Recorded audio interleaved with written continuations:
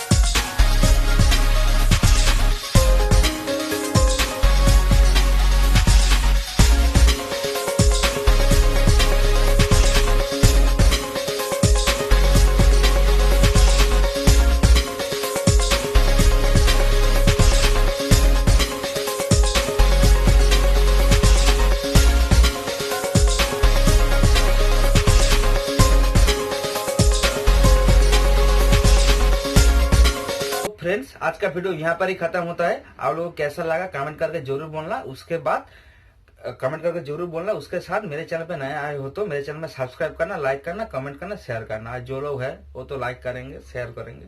सो friends, आज का video यहाँ पर ही खत्म होता है।